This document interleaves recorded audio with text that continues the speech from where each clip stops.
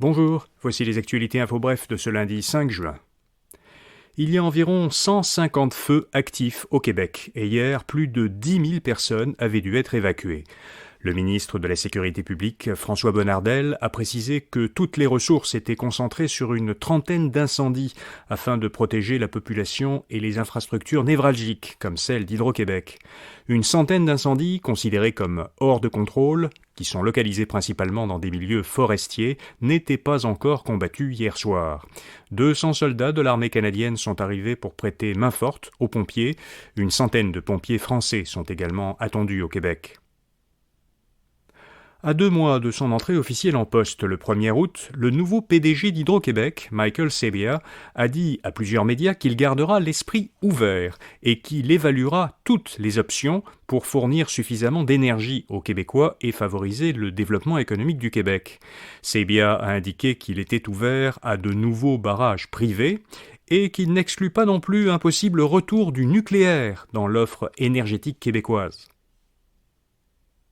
Le président américain Joe Biden a promulgué cette fin de semaine la loi sur la dette américaine. Cette loi, issue d'un compromis trouvé in extremis entre les démocrates et les républicains, permet à la première économie mondiale de ne pas se retrouver en défaut de paiement. Alors, qu'y a-t-il dans cette loi ? Eh bien, elle suspend le plafonnement de la dette fédérale jusqu'en janvier 2025, soit après l'élection présidentielle. Jusqu'à ce moment-là, le fameux plafond de la dette ne s'applique donc pas. Les dépenses hors défense du budget 2024 resteront gelées à leur niveau de 2023.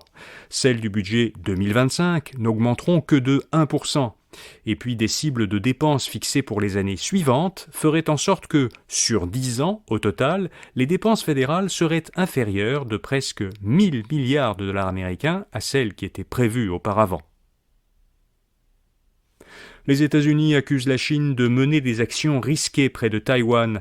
Un navire militaire chinois s'est approché dangereusement d'un navire américain et d'un navire canadien qui circulaient dans le détroit de Taïwan.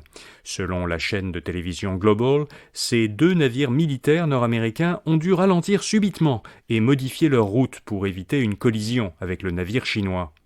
Le chef de la défense américaine, Lloyd Austin, a affirmé que les États-Unis ne reculeront pas face aux intimidations de la Chine.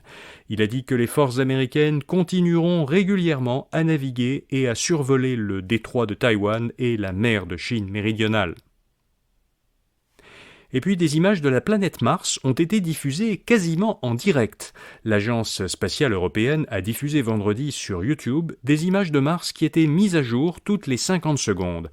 Elles ont été captées par la caméra de surveillance de la sonde européenne Mars Express. Habituellement, les images qui viennent de Mars sont prises quelques jours avant d'être envoyées.